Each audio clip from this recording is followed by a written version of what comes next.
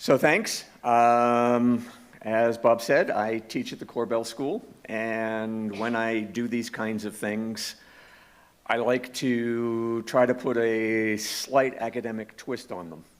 So it's not just some guy who has his political views and expresses them. So the title tells you the twist that I want to put on.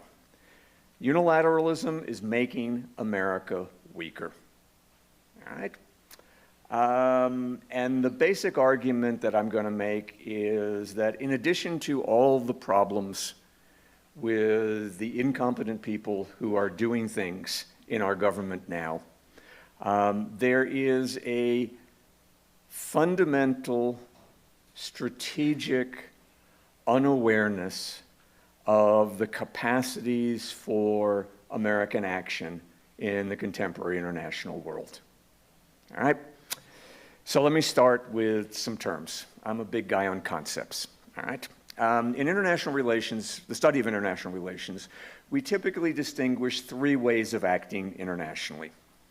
What we call unilateral action involves pursuing an objective by yourself. For example, you invade a country or you impose a tariff, things that we might imagine some American leaders might like to do, right? Or we invade part of a country. We don't want to take all of Denmark, only the big juicy pieces. All right? What we call bilateral action involves doing something with one or a few others, usually in a fairly limited context. For example, you and an ally invade a country, or you and another country agree on a tariff level between the two of you. All right? So it involves two or a small number of actors agreeing on something. All right. What we call multilateral action involves several actors acting jointly according to agreed upon rules. All right. Now, sometimes this multilateral action can be ad hoc. For example, the war against Saddam Hussein under W. All right. It was a multilateral action. Right? The coalition of the coerced and the bribed, as Kerry called it, right? That was for a single limited purpose. But the most interesting forms of multilateral action are agreements that create permanent, or at least persistent, rule-based systems of cooperation. So we have a global trading system that is supervised by the World Trade Organization that goes back to the work of the General Agreement on Trades and Tariffs, Tariffs and Trade, GATT, Tariffs and Trade, in 1948. All right, there's a nuclear non-proliferation regime, which governs the proliferation of nuclear weapons based on the 1968 Non-Proliferation Treaty. There is one of my favorites to teach, the Antarctic Treaty Regime. All right, there's actually a treaty that all the countries that have territorial claims in Antarctica have agreed on for regulating everything that goes on in Antarctica. All right, and it's based on everybody agreeing not to pursue their territorial claims. All right, there's a great book in the mid-'80s called Frozen Stakes. All right, stakes as the territorial stakes. All right. There's the Montreal Protocol on depleting ozone, on ozone-depleting chemicals. And there are literally thousands of these agreements. We call them international regimes, sets of principles, rules, and decision-making procedures that regulate a particular substantive issue area that operate in contemporary international relations. Now, notice that each kind of action, unilateral, bilateral, and multilateral, has certain attractions and limitations. The obvious attraction of unilateral action is that you control it. You don't depend on anyone else, and you have maximum freedom of action. You're not obliged to anyone else. So when you can do things unilaterally, that is on your own, usually do, because you have the capabilities and you don't want the restrictions that come from acting within the framework of a bilateral or multilateral agreement. Obvious problem is that many, if not most, of the things that we want to achieve, both personally, domestically, and internationally, cannot be achieved through unilateral action. They either absolutely require the cooperation of others, or they can be done unilaterally only at extremely high costs. Right? Unilateral action usually is either impossible or grossly inefficient. It's just too costly to achieve your ends in this way. All right. Now, multilateralism is kind of the other side of the coin. What you do is you establish a system of rules to regulate an ongoing stream of cooperation in a particular issue. Trade, human rights, finance, whatever, global warming, whatever it may happen to be. What's the attraction? We have rules, which are administratively efficient and provide reliable expectations in ongoing streams of interaction. If you're going to interact in a particular area with one or more countries over an extended period of time, you're going to be much better off if you can agree upon the terms of interaction. And so what you do is you agree upon rules of interaction, and then you just simply follow them. All right. Now, the problem with multilateralism is negotiating acceptable terms of cooperation, right? Particularly in a large group. Obvious collective action problems, as we call them, of all sorts. All right? Even when it is possible to get agreement in a multilateral context, almost always that requires the leading powers not to push for their maximal possible benefit. All right? You take your second, your third, your fourth choice, a good but not great deal, in order to get the other major actors to take their second, third, or fourth choice. All right? If everybody pushes for a great deal, it's almost impossible usually to get an agreement. But if you can agree, particularly if you can get the leading actors to agree on rules that are beneficial to them in the long run, you can get agreement. And that's the way most international agreements work, because there's no authority to impose rules on you. The rules that you have in international relations are largely those that you impose on yourself through cooperative agreements with others. And these cooperative agreements, when they regulate ongoing streams of interaction, require some degree of accommodation of the interests of others.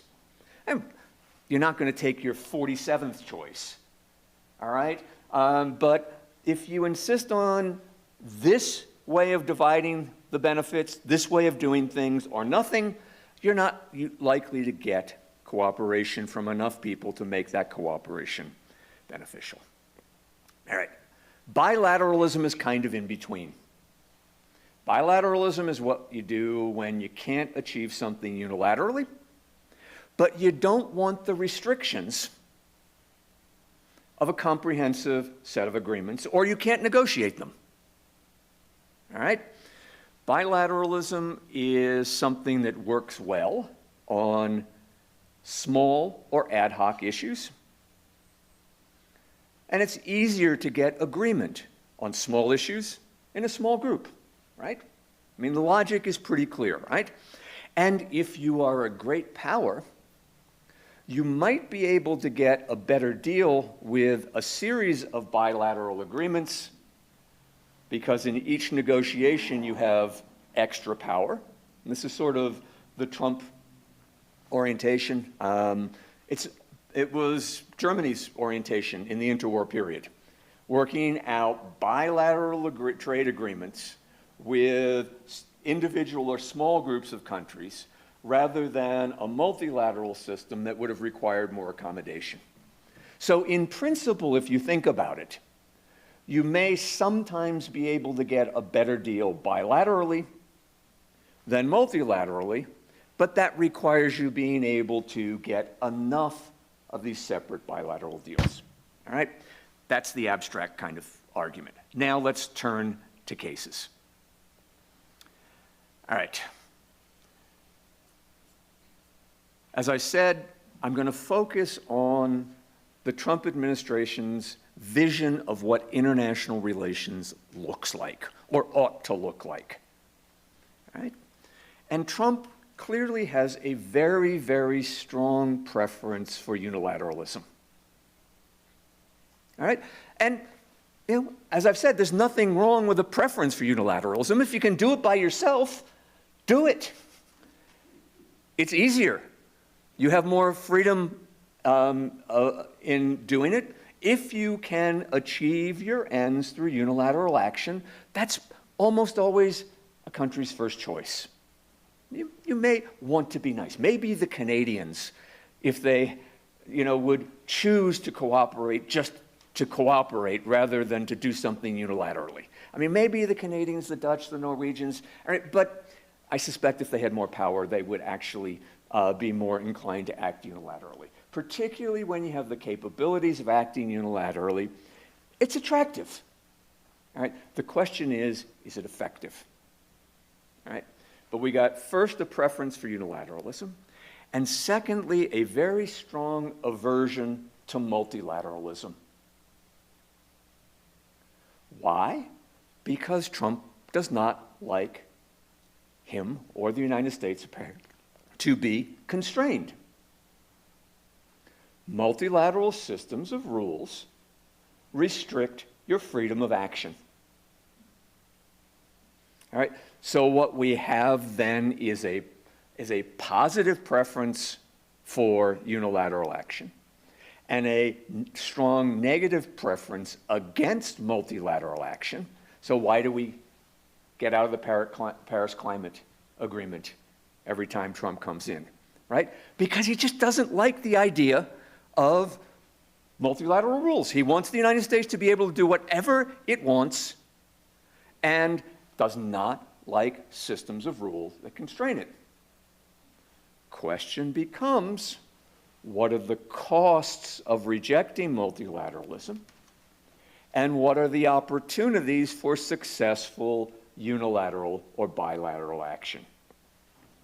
And basically what I'm going to suggest to you is that there are very few things that the United States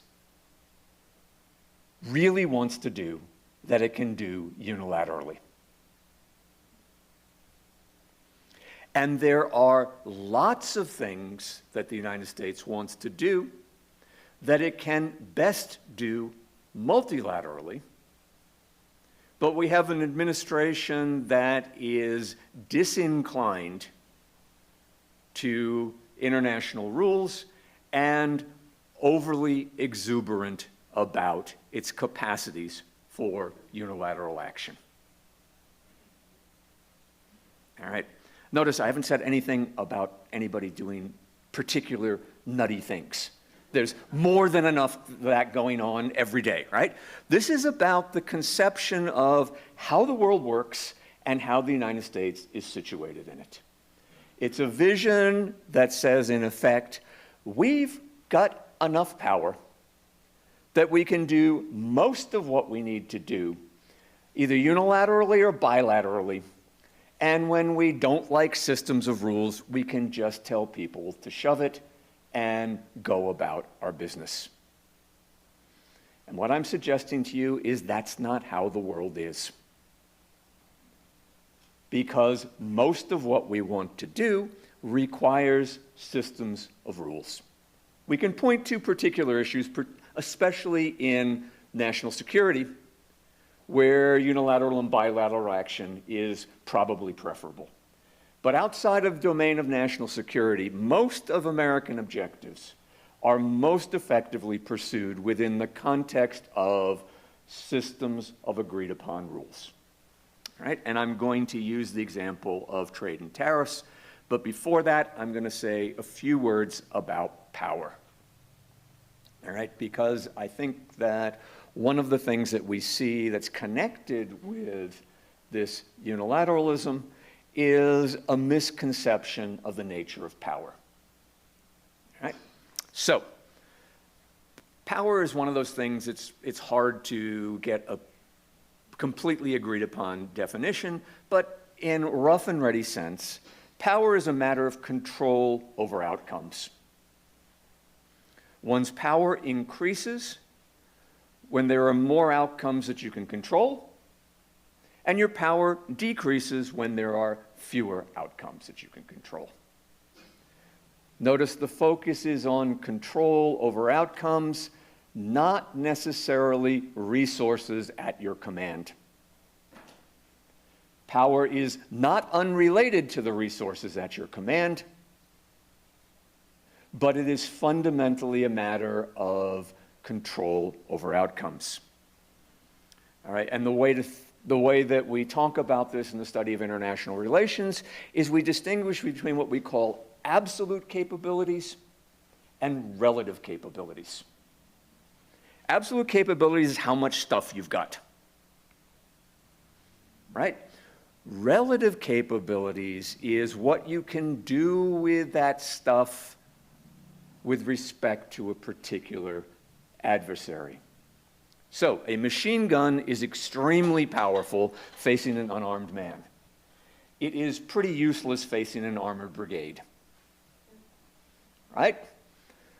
So, power is partly a matter of the absolute capabilities that you can control, but it's also partly and most fundamentally a matter of the balance between the capabilities you can bring to bear and the capabilities that a target of power can bring to bear. All right. There are thus two ways in which you can lose power: absolute decline or relative decline. The United States is in a situation in which we have had no significant absolute decline in our power. We draw on roughly the same kinds of resources that we could 10, 20, 30, 40 years ago. What we have seen is a dramatic decline in our relative power vis-a-vis China. China's absolute capabilities have risen dramatically, particularly economically and in the Indo-Pacific region if we're talking about security, so that the balance has shifted, not because we've gotten any weaker, but because now the leading target of our power has gotten stronger. Notice the opposite happened at the end of the Cold War, right? We got stronger in the 90s, not because we increased our absolute capabilities, but because the absolute capabilities of the Soviet Union / Russia fell off the cliff, right? So notice that when we're thinking about power, we can't only think about what we have and what we can bring to bear.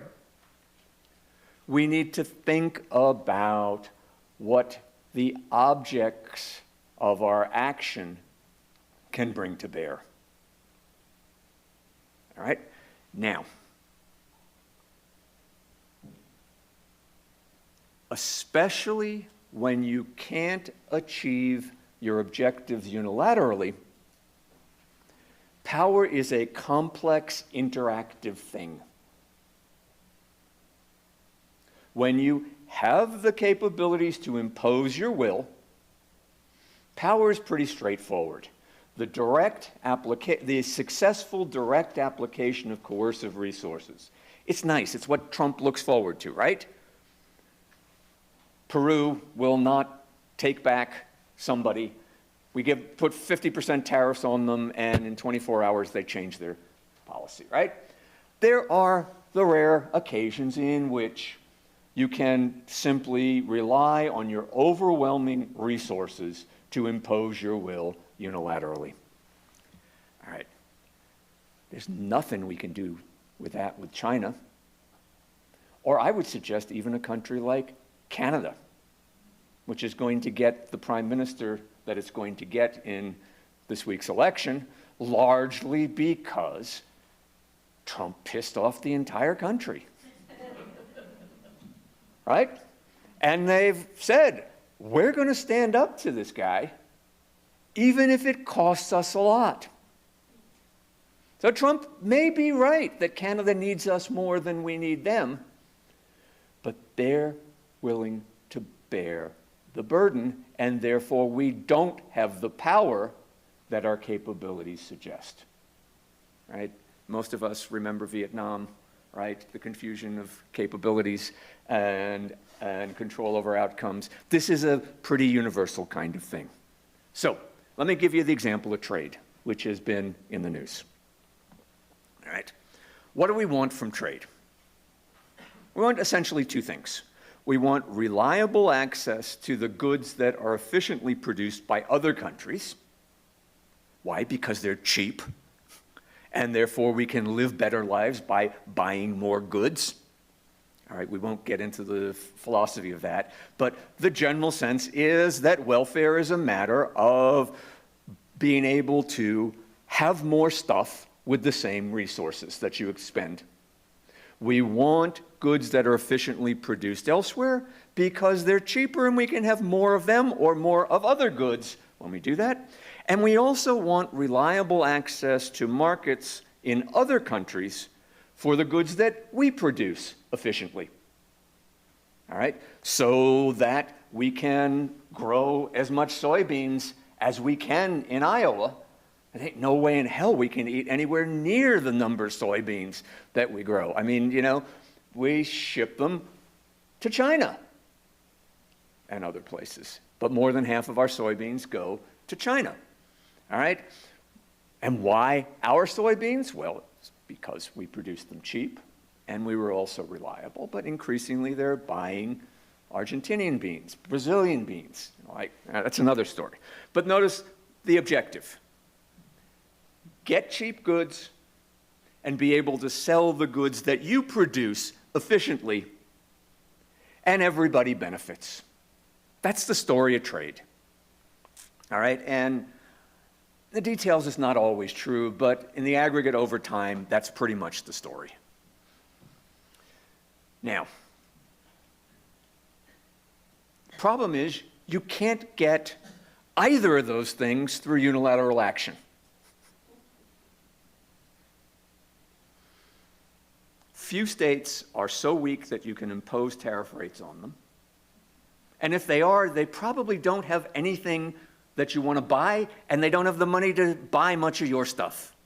So there was all this talk about the tariff rates on Lesotho, right? You know, and why does Lesotho have such a balance of trade deficit? They actually have a balance of trade surplus with the U.S., all right, because we buy a small number of agricultural products from them, and they buy nothing from us.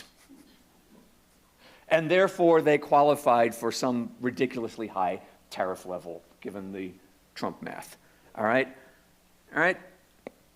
Now, notice that also in the area of trade, bilateral agreements are deeply unattractive. Exception is if you have a small group like Canada, the US, and Mexico, and you do NAFTA, or whatever we have to call it now after the first Trump administration, and when he renegotiates the same agreement and calls it something different, we'll have to call it something else again, all right? It's rare that you can manage trade through bilateral agreements because there are too many countries and too many products. You will be drowning in bureaucracy if you have, let's just say we're only interested in trading with 40 countries in the world on, I don't know how many thousand products, 7,000 product categories in the list of international trade. Just do the math, right? We can't even keep track of how we might do that on a bilateral basis, all right? So we knew this. Everybody's known this for a long time. And therefore, beginning in the late 1940s, we started multilateral tariff negotiations that between 1948 and 1994 reduced global tariff levels by more than 85%. All right? And we did that through what were called bargaining rounds. You would announce a 2-, 3-, or 4-year period in which countries would get together with their major suppliers of a product.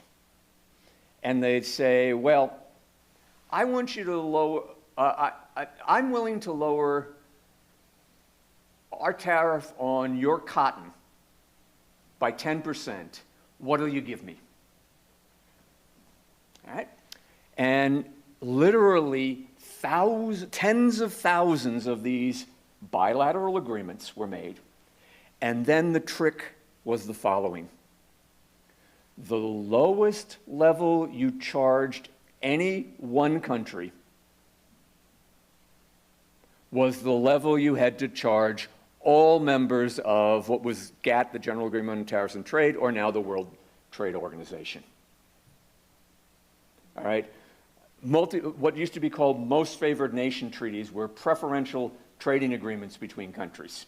All right? What GATT and the WTO have done has universalized most favored nation. All WTO members get most favored nation treatment. And so what it is you're smart enough to figure out what kind of benefit you can get by their reduction on your products. They know what kind of benefit they're going to get by your reduction on their products. And over time, we have largely eliminated tariffs as a problem in international trade in non-agricultural products. All right? So I just quickly yesterday went and got some 2022 figures. All right? And I think that this is illustrative. All right? I'm only going to give you non-agricultural tariffs because for various domestic political reasons, agricultural tariffs are usually higher and much more sensitive, all right, because of producers or concern over food security. But in 2002,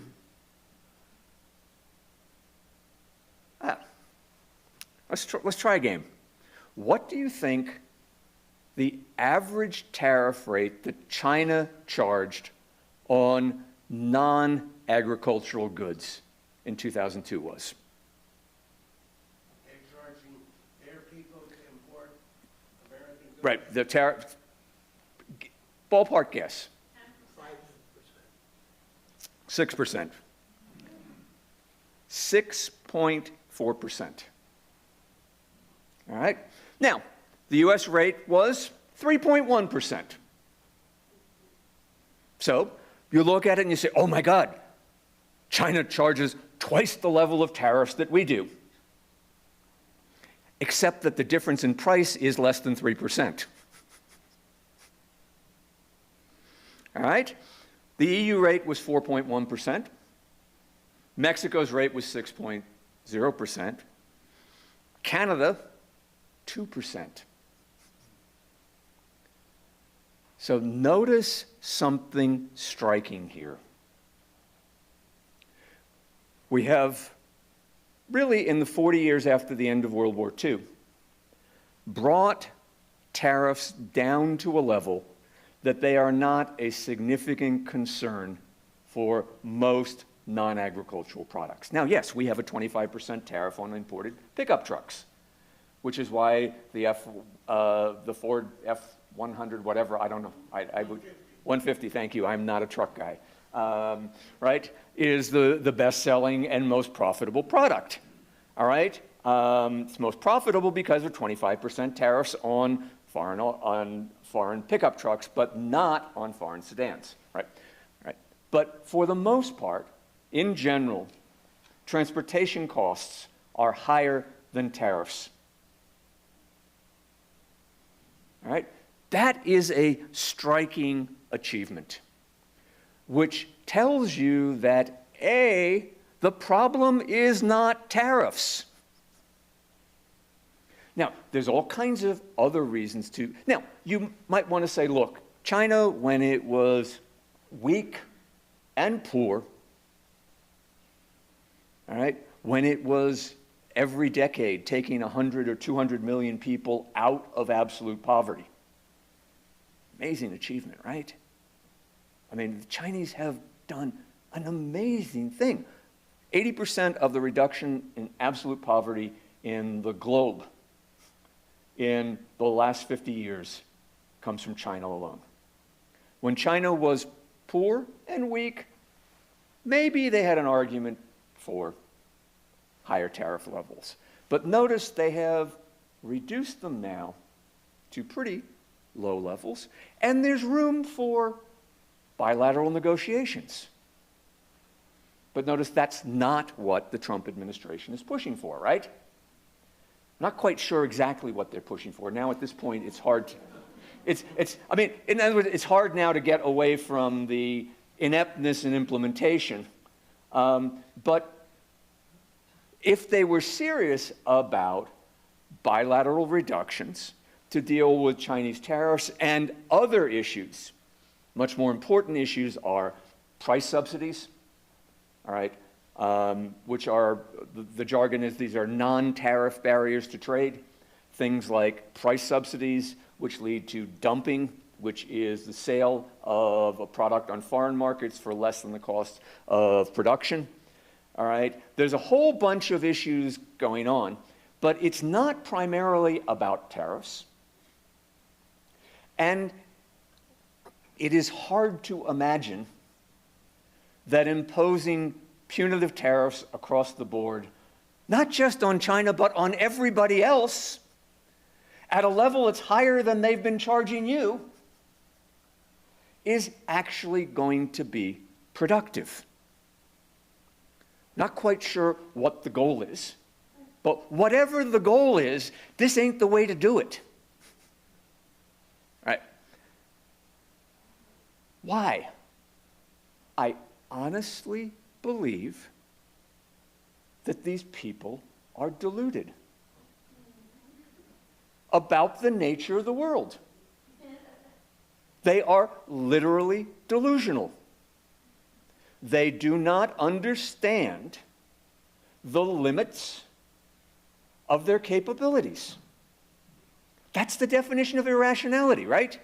Selecting means that are not appropriate to the ends that you pursue. Why is it irrational for me to flap my arms and expect to propel myself to the moon? Right? Because the means are not connected to the end. All right? What we have is something that is almost literally delusional. The belief that the absolute capabilities that we have are sufficiently great for us to be able to unilaterally coerce great powers like China, or even second-tier powers like Canada. All right?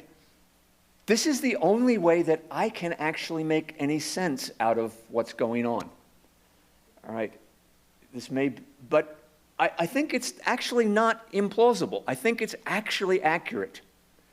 This is this confusion of absolute capabilities with the ability to make changes in the world. And this really almost pathological preference for unilateralism and toughness. All right? Now, what I want to suggest is that there are different kinds of issues. Trade is the classic example where multilateralism is really the only way to achieve what you really want. All right? Defending borders is something that if you have the capabilities to do it unilaterally, you want to be able to do it. And I mean defending borders against real attacks, not against, imaginary fears of Venezuelan gangs, right? That's kind of the classic example of unilateralism being what you want. I want to control the capabilities that allow me to, by myself, defend my country. All right? Everything else falls in kind of a spectrum. And what I'm suggesting to you is that most of the non-security issues that we deal with in international relations fall towards the spectrum where multilateralism is the way to achieve your ends. Notice, I'm not talking about being multilateral because you're nice and you like to cooperate. I'm talking about multilateralism because this is the most efficient way to get what you want. All right? You get lower priced imports and more exports if you agree to a rule-based system of trade. All right? That's what's going on.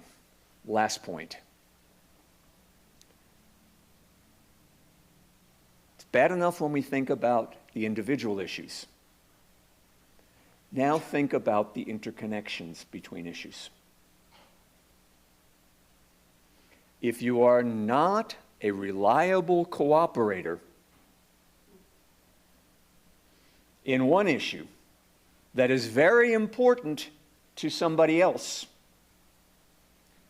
they are not going to be inclined to go out of their way to help you on something that is important to you. And if, in fact, we live in a world which has a web of interconnected systems of rules, this can easily begin to unravel as a result of too much of the wrong kind of unilateralism. All right? So notice, I have not made an argument against egoism. There's nothing wrong with being out for yourself. There may be, but let's grant that there isn't. The problem is not being egoistic, it's being egotistic, which is defined as having an excessive sense of self-worth and capacity. All right? Foreign policy should be about pursuing the national interest. There's a selfishness that's embedded in the very idea that the first objective of states should be to pursue the national interest. But it turns out that self-interest usually requires cooperation, and that self-interested cooperation rarely can be coercively imposed unilaterally. And therefore, the real risk of the Trump administration is that by misunderstanding the nature of power and international action, they reduce American power and make the United States weaker and less able to achieve its objectives. Thanks.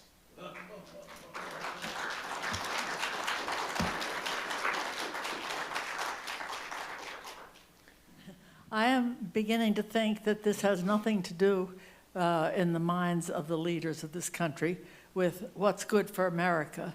I think it's a matter of a insider trader money pump. Okay, buddies, I'm going to put on tariffs. That'll cause the market to fall. So sell your stuff now while it's high. Then after a while, I'm going to take off the tariffs. So guys, the market is going to go up again. So now's the time to buy a money pump. Pure selfishness of the leaders. In other words, nothing to do with what's good for America. That's possible, but notice that that is not sustainable. No, but Not even within the Republican Party for more than a year. All right, look, there's talk of a Democrat being able to win in Iowa next year. I mean, why? All right, because, there's only so many beans that we can consume. We can consume all the high fructose corn syrup they produce in Iowa. All right, Americans are really good at that, but soybeans are far too healthy for us to be able to consume enough of them, right? So if that is the case, I would say the scenario is fairly optimistic. That, I mean, I hate to say this, but occasionally even Lauren Boebert is sounding sane over the last couple weeks. Right? No, I mean, honestly, and I've talked to people in Bennett's office who said they've actually come and asked for us to cooperate on things, right? I mean, and if it's so crazy that Lauren Boebert can see it's crazy, right? So if it were just that, I don't think it's I mean, my deep feeling is it's not anywhere near that conspiratorial. I think it's actually that it's what we call a positive externality, something that you didn't intend but you treat as beneficial. So the fact that his buddies can get rich is, I don't think, driving Trump. That would suggest he actually cares about his buddies getting rich. But I think it's something that he's perfectly happy with, right? So that the argument about oligarchy then is sort of addressing that kind of question. And there is an oligarchic dimension to it. But I don't think that that extends very much to foreign policy. And so I think that that's probably something that is more able to explain particular domestic kinds of decisions. So dismantling antitrust. I mean, there's a whole bunch of things that are going on that I think if not conspiratorial, an argument that only cares about what benefits the ultra-wealthy. Perfectly plausible in a lot of domestic policy. I don't see that as driving foreign policy because I don't see that the ultra-wealthy have any special interests in foreign policy for the most part. And especially if we're not going to be, attacking oil fields in order to take them over. And I think, the Bushlet demonstrated that that was not a good way to do things, even for Republicans, right?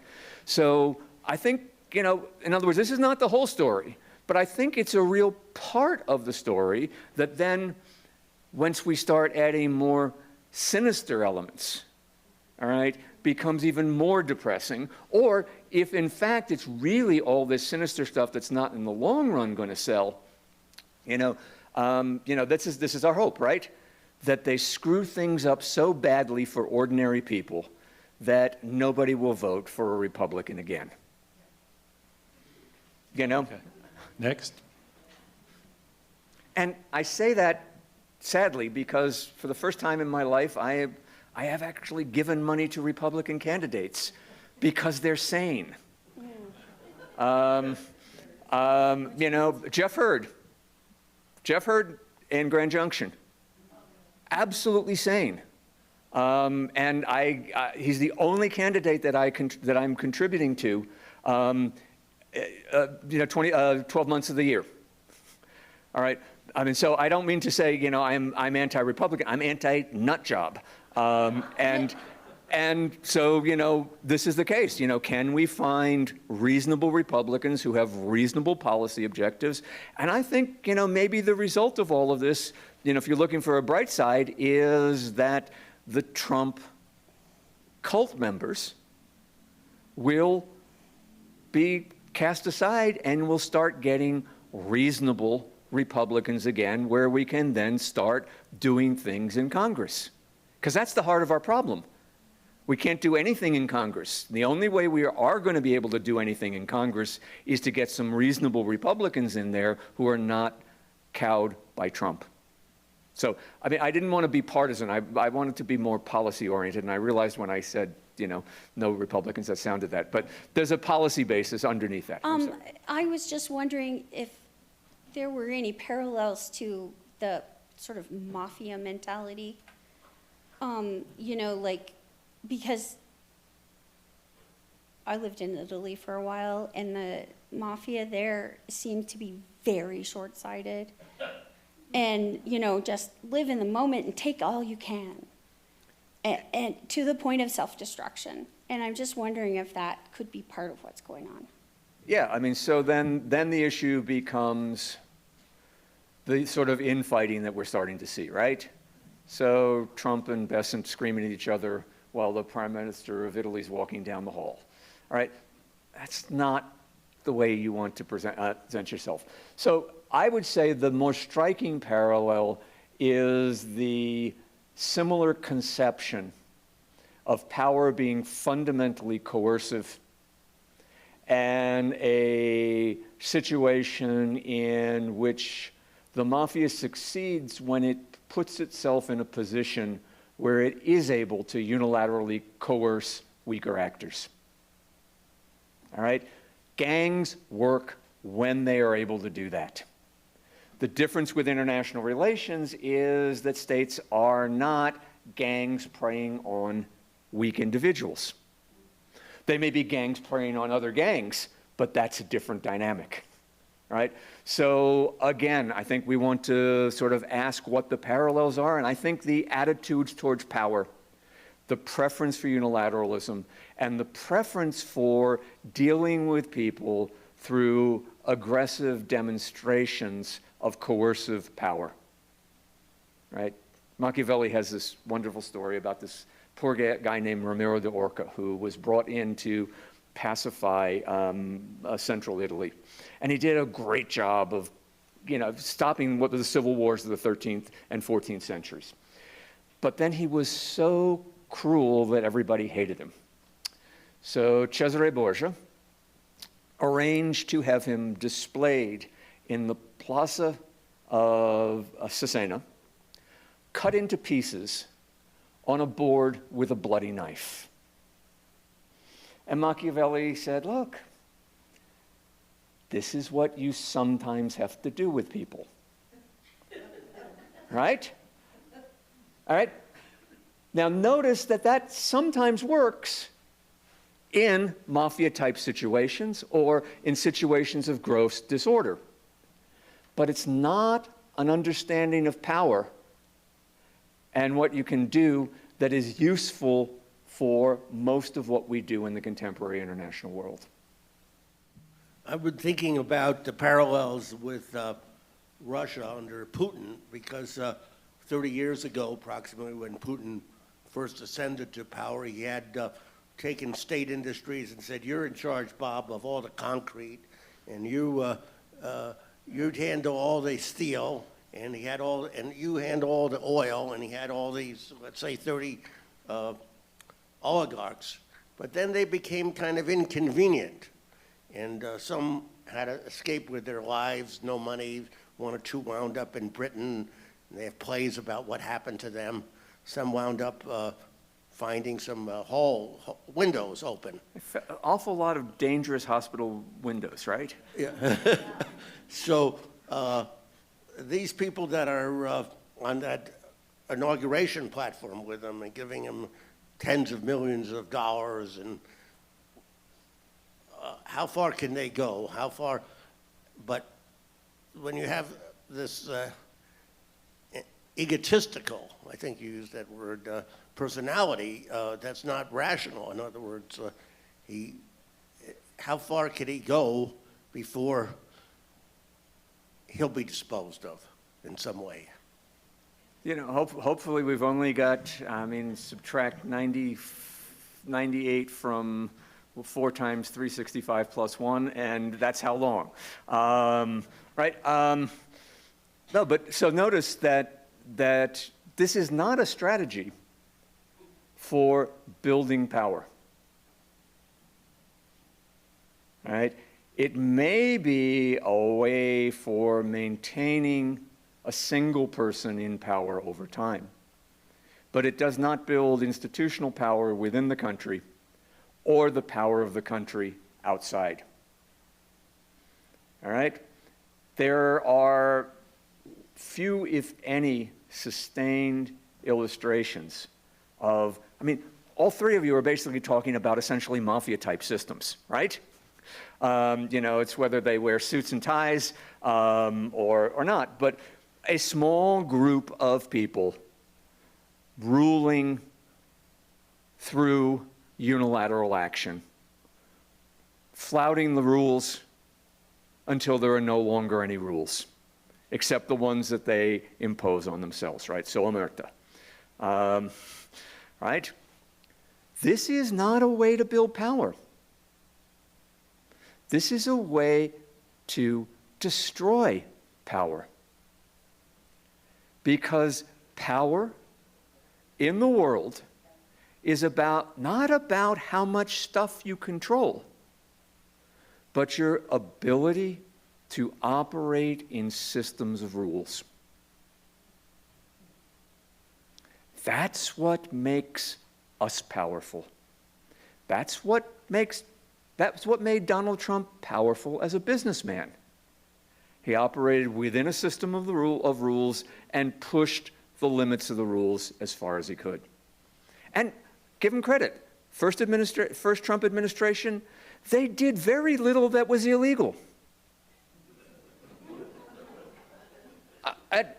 That's important, right?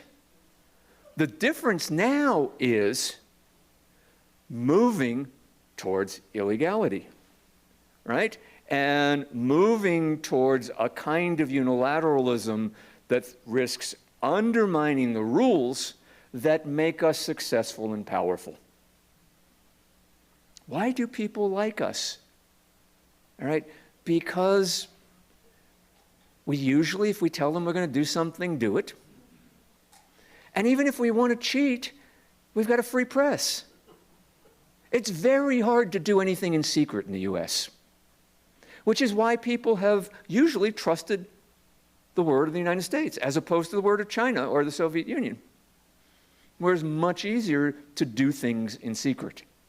Right? Our power rests largely on the fact that those with whom we want to interact treat us as reliable cooperators who they can act cooperatively with.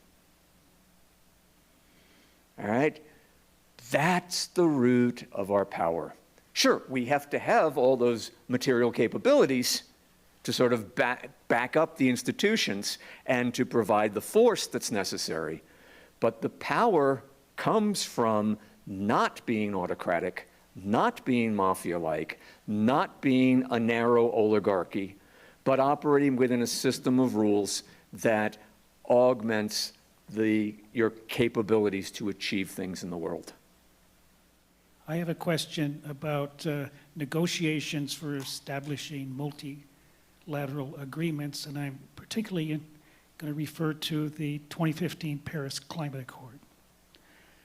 In formulating these big global multilateral initiatives like that, my question is, does very much effort go into dealing with the prospect that some major players in these initiatives may reverse course because of changes of administrations? Global Climate Accord is something that extends over many decades of time, and the administration lasts only 4 years.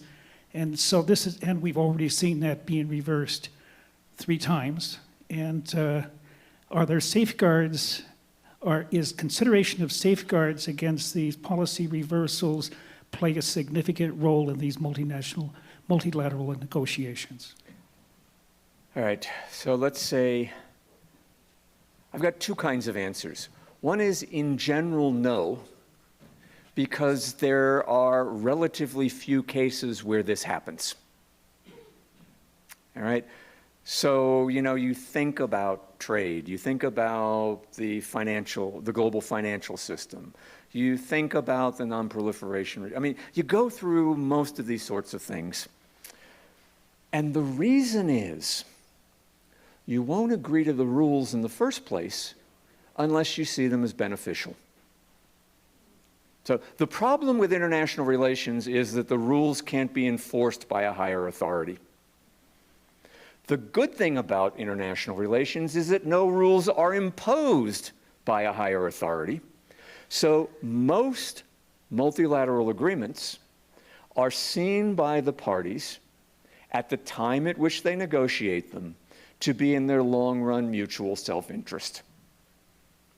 Now, Paris is an important issue, right? all right, because it's been mobilized in ways that tap into domestic politics in the United States. And the United States is relatively unusual in that domestic political disputes get played out in foreign policy. Most other countries, they have fairly consistent foreign policies across administrations. Particular foreign policy decisions are not driven by domestic political disputes. So Paris is the classic example. And one must say that at the time, there was some real skepticism about whether Paris was strong enough and about whether domestic populations were able to keep their governments pushing towards their commitments. So I would say that Paris is sort of a classic example of the case in which a good multilateral agreement was very hard to get, and we only got it by making it perhaps too weak. All right? And there are agreements like that, right? So I'm not one saying multilateralism is always the right way forward.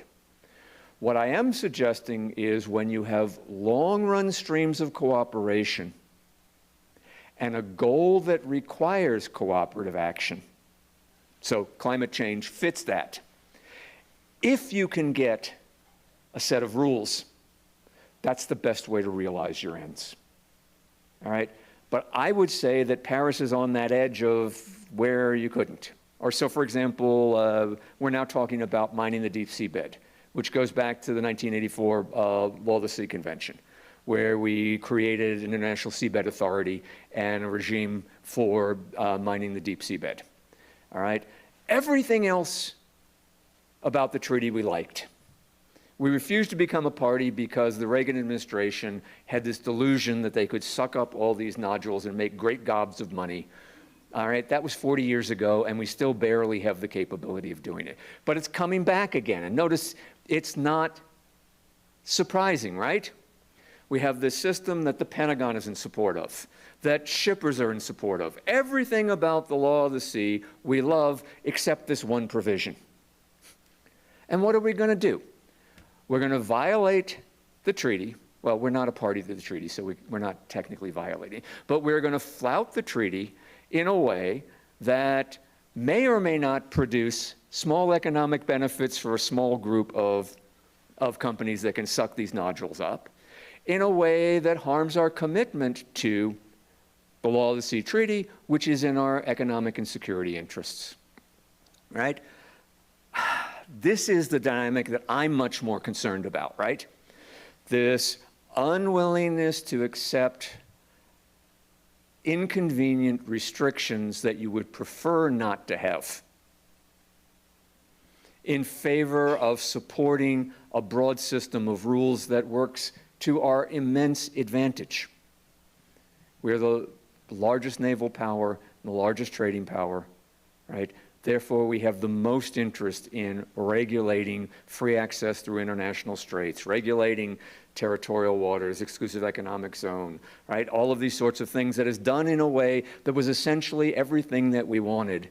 And now we're going to threaten that structure because there's one thing we don't like. All right? But your point is a powerful one. Right? We can't just assume that multilateralism is a solution, but when that's the best solution, we need to recognize that it's the best solution that requires us certain degrees of constraint and following the rules even when you have a legitimate complaint.